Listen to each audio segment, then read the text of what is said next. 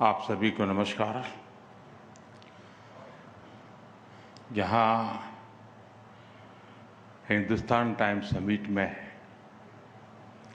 देश विदेश से अनेक गणमान्य अतिथि उपस्थित हैं, मैं आयोजकों और जितने साथियों ने अपने विचार रखे, आप सभी का अभिनंदन करता हूं। अभी शोभना जी ने दो बातें बताई जिसको मैंने नोटिस किया। एक तो उन्होंने कहा कि मोदी जी पिछली बार आए थे तो ये सुझाव दिया था, इस देश में मीडिया हाउस को काम बताने की हिम्मत कोई नहीं कर सकता, लेकिन मैंने की थी। और मेरे लिए खुशी की बात है कि शोभना जी और उनकी टीम ने बड़े चाव से इस काम को किया। और देश को जब मैं अभी प्रदर्शनी देख के आया, मैं सबसे आग्रह करूंगा कि इसको जरूर देखिए। इन फोटोग्राफर साथियों ने ऐसे पल को ऐसे पकड़ा है कि पल को अमर बना दिया है। दूसरी बात उन्होंने कही, और वो भी जरा मैं शब्दों को जैसे मैं समझ रहा हूं, उन्होंने कहा कि आप आगे भी, एक तो ये कह सकती थी कि आप आगे भी देश की सेवा करते रहिए, लेकिन हिंदुस्तान टाइम्स ये कहे आप आगे भी ऐसे ही सेवा करते रहिए।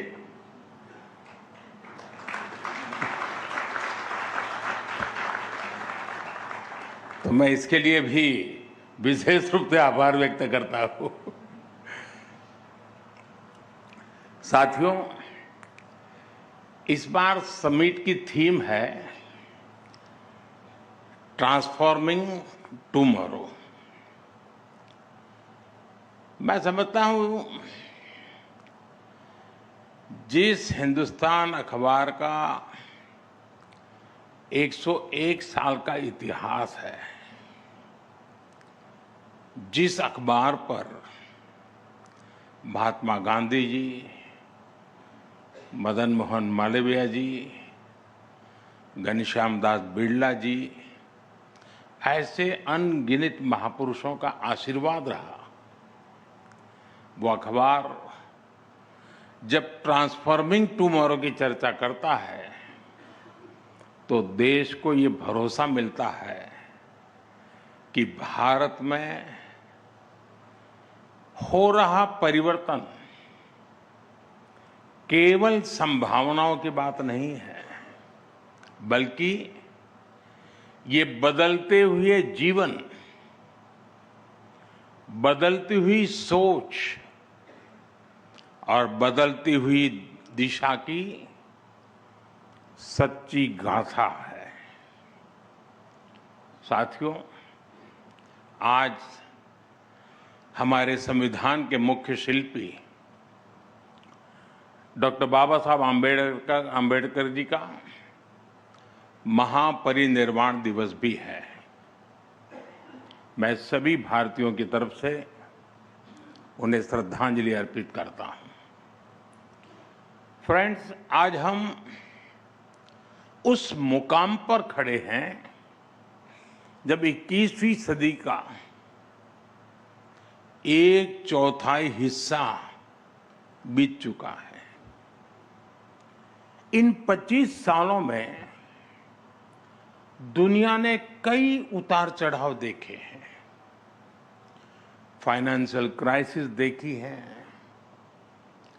ग्लोबल पैंडेमिक देखी है, टेक्नोलॉजी से जुड़े डिसरप्शन देखे हैं। हमने बिखरती हुई दुनिया भी देखी है, वॉर्स भी देख रहे हैं। ये सारी स्थितियां किसी न किसी रूप में दुनिया को चैलेंज कर रही है। आज दुनिया अनिश्चितताओं से भरी हुई है। लेकिन अनिश्चितताओं से भरे इस दौर में हमारा भारत एक अलग ही लीग में दिख रहा है। भारत आत्मविश्वास से भरा हुआ है। जब दुनिया में स्लो डाउन की बात होती है, तब भारत ग्रोथ की कहानी लिखता है।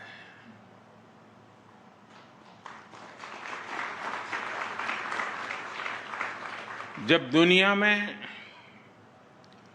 ट्रस्ट की क्राइसिस दिखता है, तब भारत ट्रस्ट का पिलर बन रहा है।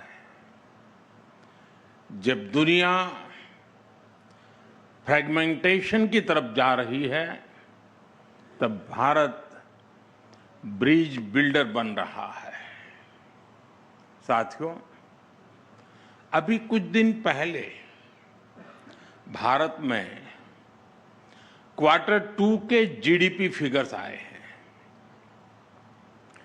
8% से ज्यादा की ग्रोथ रेट हमारी प्रगति की नई गति का प्रतिबिंब है। साथियों, ये सिर्फ नंबर नहीं है, ये स्ट्रॉन्ग मैक्रो इकोनॉमिक सिग्नल है। ये संदेश है कि भारत आज ग्लोबल इकोनॉमी का ग्रोथ ड्राइवर बन रहा है। और हमारे ये आंकड़े तब है जब ग्लोबल ग्रोथ 3% के आसपास है। G7 की इकोनॉमीज औसतन 1.5% के आसपास है, 1.5%। इन परिस्थितियों में भारत हाई ग्रोथ और लो इन्फ्लेशन का मॉडल बना हुआ है। एक समय था जब हमारे देश में खास करके इकोनॉमिस्ट हाई इन्फ्लेशन को लेकर चिंता जताते थे। आज वही इन्फ्लेशन लो होने की बात करते हैं। साथियों, भारत की ये उपलब्धियां सामान्य बात नहीं है। ये सिर्फ आंकड़ों की बात नहीं है, ये एक फंडामेंटल चेंज है जो बीते दशक में भारत लेकर आया है। ये फंडामेंटल चेंज रिजिलियंस का है। ये चेंज समस्याओं की समाधान की प्रवृत्ति का है। ये चेंज आशंकाओं के बादलों को हटाकर आकांक्षाओं के विस्तार का है। और इसी वजह से आज का भारत खुद भी ट्रांसफॉर्म हो रहा है और आने वाले कल को भी ट्रांसफॉर्म कर रहा है। साथियों, आज जब हम यहां ट्रांसफॉर्मिंग टुमारो की चर्चा कर रहे हैं, हमें यह भी समझना होगा कि ट्रांसफॉर्मेशन का जो विश्वास पैदा हुआ है, उसका आधार वर्तमान में हो रहे कार्यों की, आज हो रहे कार्यों की एक मजबूत नींव है। आज के रिफॉर्म और आज की परफॉर्मेंस हमारे कल के ट्रांसफॉर्मेशन का रास्ता बना रहे हैं। मैं आपको एक उदाहरण दूंगा कि हम किस सोच के साथ काम कर रहे हैं। साथियों, आप भी जानते हैं कि भारत के सामर्थ्य का एक बड़ा हिस्सा एक लंबे समय तक अनटैप रहा है। जब देश के इस अनटैप्ड पोटेंशियल को ज्यादा से ज्यादा अवसर मिलेंगे, जब वह पूरी ऊर्जा के साथ बिना किसी रुकावट के देश के विकास में भागीदार बनेंगे, तो देश का कायाकल्प होना तय है। आप सोचिए, हमारा पूर्वी भारत, हमारा नॉर्थ ईस्ट, हमारे गांव, हमारे टियर 2 और टियर 3 सिटीज, हमारे देश की नारी शक्ति, भारत की इनोवेटिव यूथ पावर, भारत की सामुद्रिक शक्ति, ब्लू इकोनॉमी, भारत का स्पेस सेक्टर, कितना कुछ है जिसके फुल पोटेंशियल का इस्तेमाल पहले के दशकों में हो ही नहीं पाया। अब आज भारत इन अनटैप्ड पोटेंशियल को टैप करने के विजन के साथ आगे बढ़ रहा है। आज पूर्वी भारत में आधुनिक इंफ्रास्ट्रक्चर, कनेक्टिविटी और इंडस्ट्री पर अभूतपूर्व निवेश हो रहा है। आज हमारे गांव, हमारे छोटे शहर भी आधुनिक सुविधाओं से लैस हो रहे हैं। हमारे छोटे शहर स्टार्टअप्स और एमएसएमईज के नए केंद्र बन रहे हैं। हमारे गांवों में किसान एफपीओ बनाकर सीधे मार्केट से जुड़े, और कुछ तो एफपीओ ग्लोबल मार्केट से जुड़ रहे हैं। साथियों, भारत की नारी शक्ति तो आज कमाल कर रही है। हमारी बेटियां आज हर फील्ड में छा रही हैं। ये ट्रांसफॉर्मेशन अब सिर्फ महिला सशक्तिकरण तक सीमित नहीं है। इस समाज की सोच और सामर्थ्य दोनों को ट्रांसफॉर्म कर रहा है।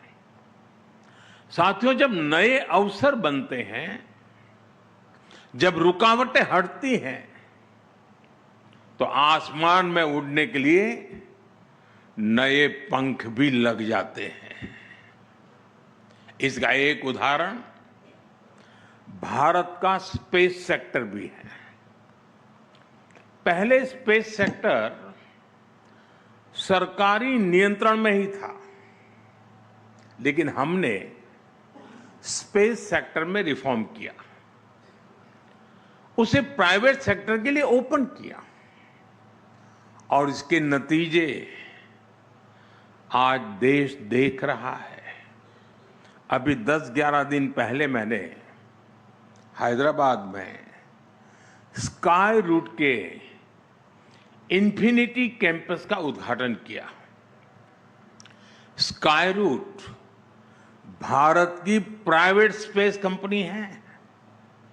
ये कंपनी हर महीने एक रॉकेट बनाने की क्षमता पर काम कर रही है।